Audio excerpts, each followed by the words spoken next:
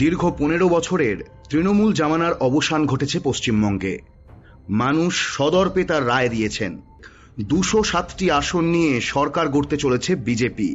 প্রথমবার শ্যামাপ্রসাদ মুখোপাধ্যায়ের এই পশ্চিমবঙ্গে আসতে চলেছে বিজেপি সরকার। আগামীকাল কলকাতায় হতে চলেছে নতুন সরকারের শপথ গ্রহণ অনুষ্ঠান, আর সেই অনুষ্ঠানকে ঘিরে এখন থেকেই কার্যত তারকার মেলা রাজ্য রাজনীতিতে।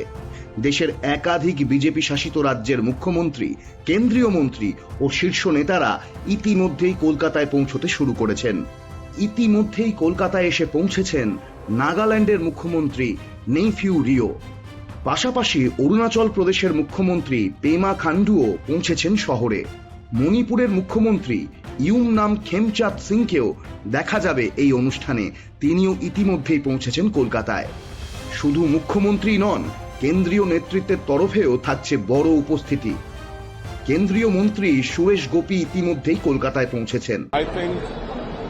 BJP at the center and many other states will join with the administrational muscle of the government to be instituted in Bengal tomorrow, and I think Bengalis will be Bangladesh ke जनता को they'll get a very significant administration and governance through our honorable dear Prime Minister Shri Narendra Modi ji. Wish Bangla all the best. এছাড়াও বিজেপির বর্ষিয়ান সাংসদ রবিশঙ্কর প্রসাদ এবং প্রাক্তন কূটনীতিক তথা রাজ্যসভার সাংসদ हर्षवर्धन श्रृंगलाও অনুষ্ঠানে যোগ দেবেন বলে জানা যাচ্ছে। भारत के संविधान में लिखा हुआ है कि जिस दिन 5 साल पूरा होता है विधानसभा, वो उससे एक दिन भी आगे नहीं बढ़ सकती। तो 7 मई को पूरा हो गया, उनको डिसॉल्व कर दिया गया विधानसभा का।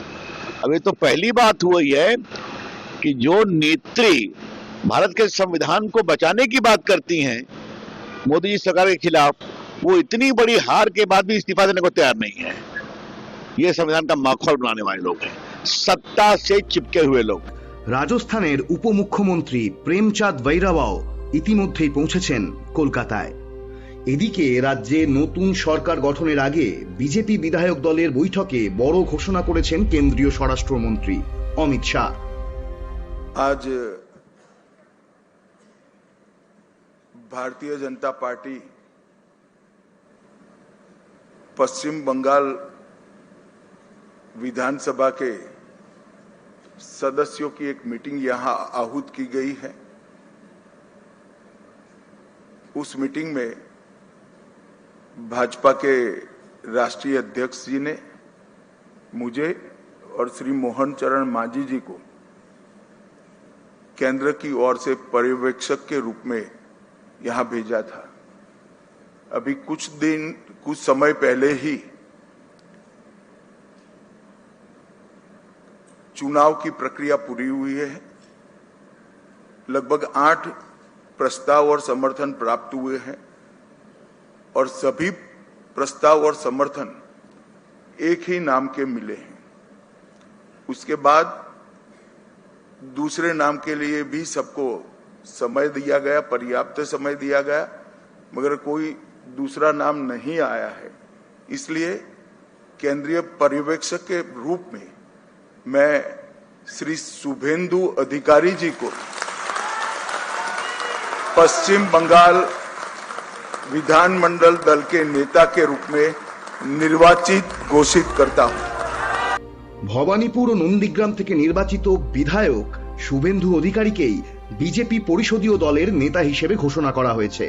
সব মিলিয়ে আগামীকালের শপথ অনুষ্ঠান ঘিরে কলকাতায় এখন চরম রাজনৈতিক উত্তেজনা। রাজনৈতিক মহলের মতে এই অনুষ্ঠান শুধু সরকার গঠনের অনুষ্ঠান নয়, বরং 2026-এর বাংলার রাজনীতিতে এক নতুন অধ্যায়ের সূচনা হতে চলেছে আগামীকাল।